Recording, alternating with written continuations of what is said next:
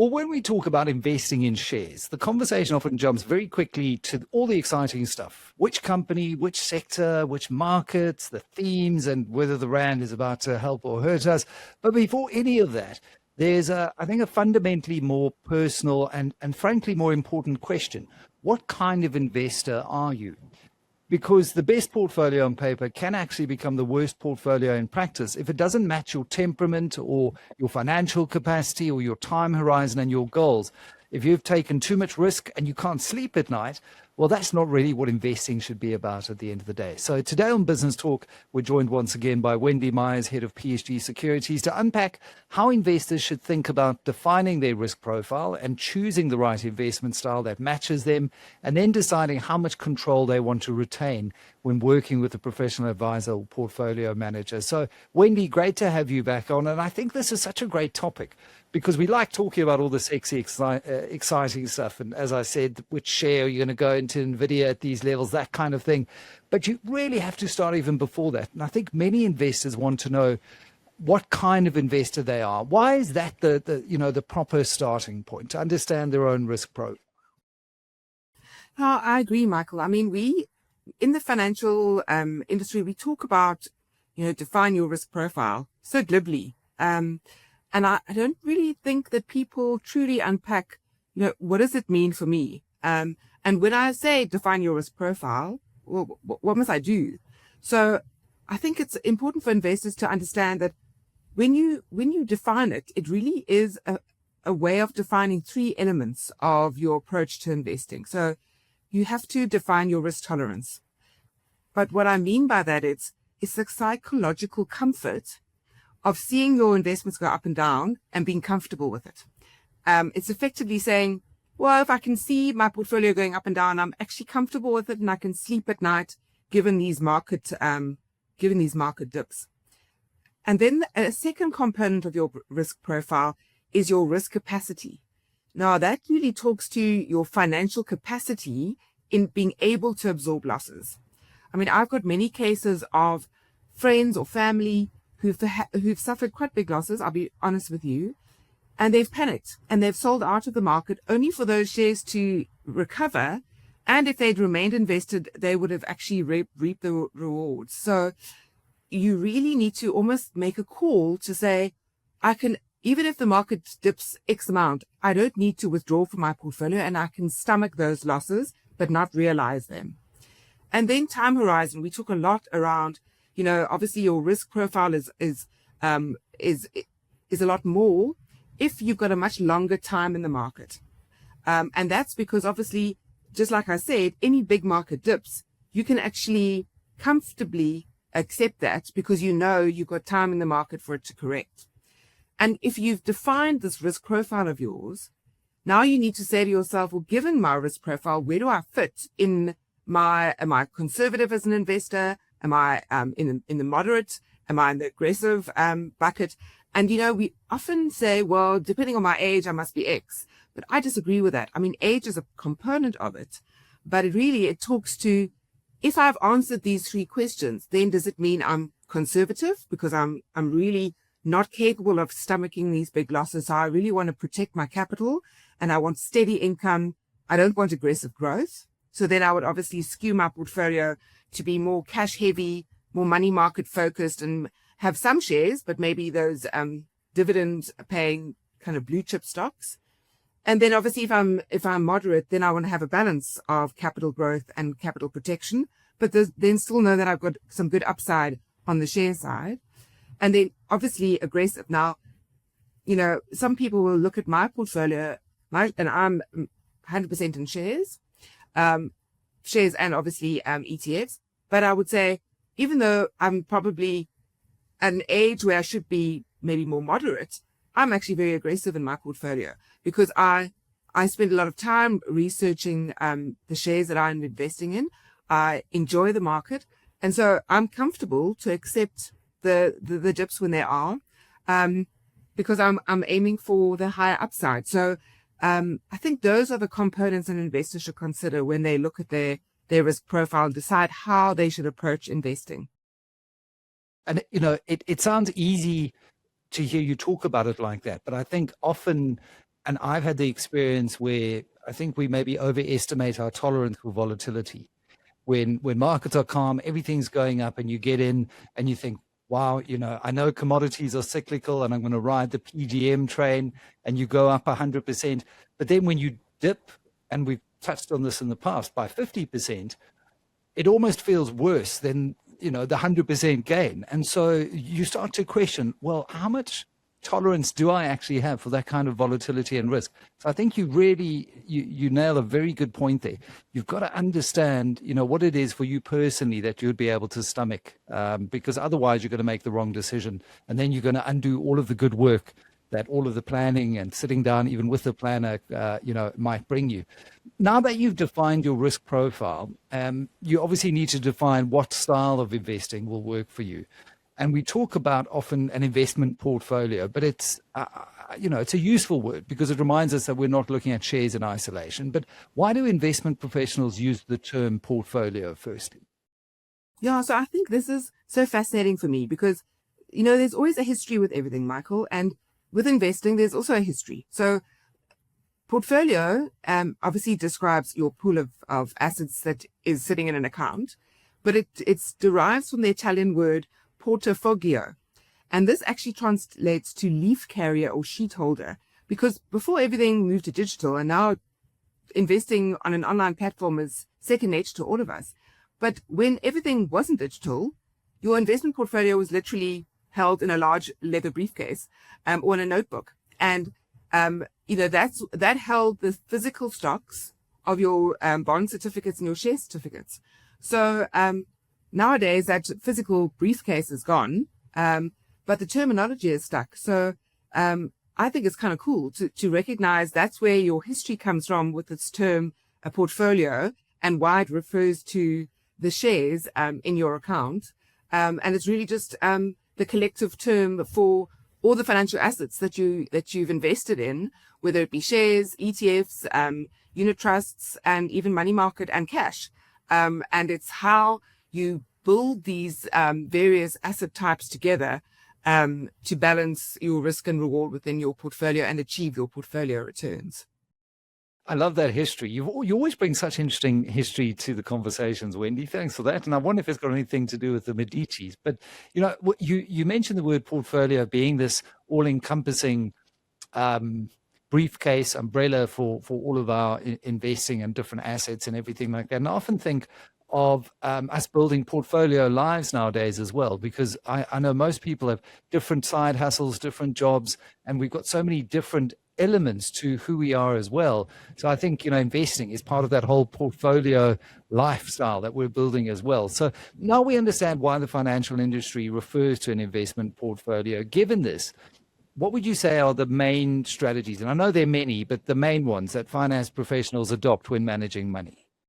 Yeah, so I think, Michael, it's very important for an investor to understand the difference between active and passive investing, because it defines very different returns for your portfolio. So active investing is where strategic decisions are made to try and beat the market. I think it's called achieving alpha.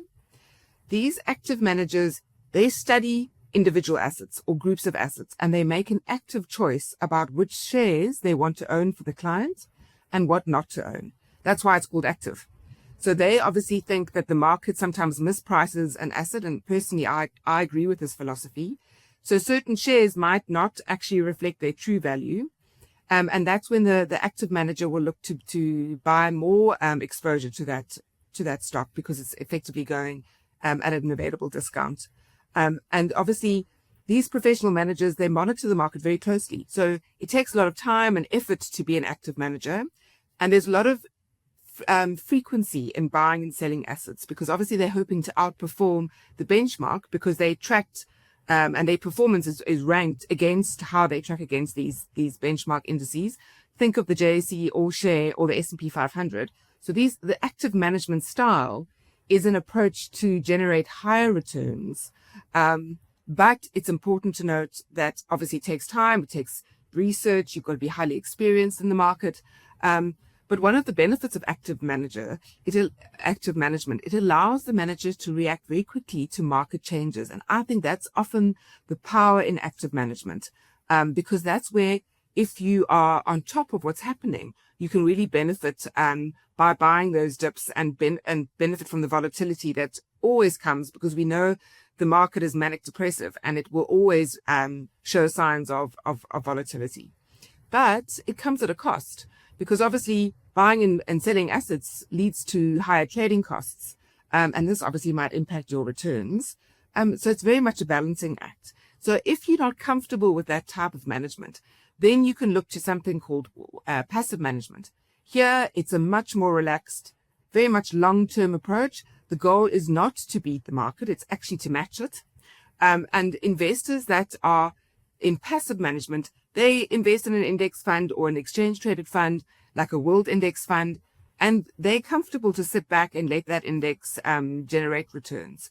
So you're not going to have the massive returns that potentially an active manager could have, but those people that favor a more kind of moderate return and also are conscious of trading costs, they prefer a passive style of management, and they prefer sort of a hands-off strategy.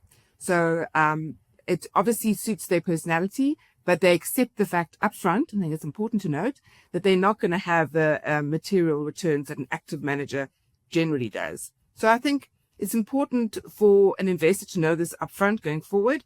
I think actually a combination of active and passive is probably a good idea. Passive, I think, is too much like sitting on the sidelines, especially if you have an interest in shares. I'm a big believer in using maybe 2 ETFs to have a portion of that passive management in your portfolio, and then actively look at which shares that you want exposure to, that you can have some active management and enjoy those enhanced returns over the long term. Yeah. And I think, why I like that approach as well, it's almost like this kind of core satellite approach in a portfolio where the passive managers are saying, right, the market is quite hard to beat, so let's just capture that market return efficiently. But I still think there are opportunities for outperformance and alpha for the active manager, and particularly without going too much into the rabbit hole of, what passives have done in terms of price discovery in the market. I mean, if you're tracking an index, there's so much money that is just flowing in without questioning into, say, a top 40 index or an S&P 500. And so within that, I do think it skews some of the efficient capital allocation that one can have in a market. And in that, you have a huge opportunity for active managers to find assets that are perhaps mispriced and really outperform. So I think there is a very strong case to be made for a hybrid approach. Another important distinction investors often hear is discretionary versus non-discretionary management. Isn't it all discretionary, whether or not I want to? I mean, how does that differ from active versus passive? Yeah. So actually, this is where a financial manager comes in. So before I get there, so active versus passive describes how the portfolio is managed. When you start talking about discretionary or non-discretionary, this is about who makes the decisions of your portfolio. And when you talk about these two terms, this is where a PSG financial advisor comes in, because you've got to decide how much control you want to give your financial manager over your capital and your investments. So where a portfolio manager or a financial advisor has full authority on the investment decisions, that is called a discretionary portfolio. And the financial advisor can actually trade without referencing to you at all. So they've got full control, and they don't have to get your approval. So it's important then for the financial manager to really understand what it is that you are comfortable to accept from a risk profile perspective, which is why you've got to define it up front with your portfolio manager and your financial advisor, because they obviously will determine the returns of your portfolio. So I think if you want to trust a financial advisor to do this, it's important that you resonate with that financial advisor, because the more of the PSG advisors that I chat to, they always remind me that their advisors, their clients, they trust them. They trust them explicitly to manage their affairs when it comes to investing. And that is a wonderful relationship where the financial advisor has full discretion, and really just sits with a client once a year and talks to them about their portfolio returns. But if you have an interest in investing and you don't want the financial advisor to do it themselves without engaging with you along the way, then I would recommend you follow a non-discretionary approach. This gives us an element of control to you, the investor, when you engage with your financial advisor, because they've basically got to check in with you before they act on something. My personal thing, I think if you're not interested in the markets that much and you haven't got the time to invest in research and analyzing stocks, then a discretionary approach is the way to go, because then your financial advisor can be a lot more active in managing your portfolio and aim to deliver these higher returns for you. I think when it comes to you wanting to partner more with the financial advisor, it requires a meeting, it requires a bit of time delay, and you might miss out on some of those good entry levels.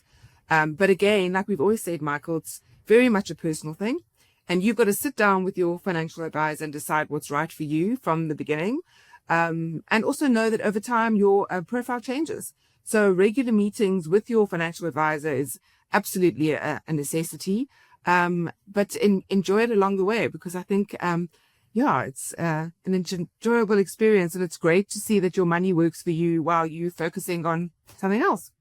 Well, it's addictive. I mean, when I first started out investing, I didn't realize, and I suppose everyone is different, but when you start outperforming and when you start seeing how you can achieve certain goals, life goals that you had set for yourself, maybe that big trip to Paris, or fulfilling an overlanding dream while still maintaining on track for retirement because you're outperforming in your portfolio, it just builds such a positive momentum and motivation.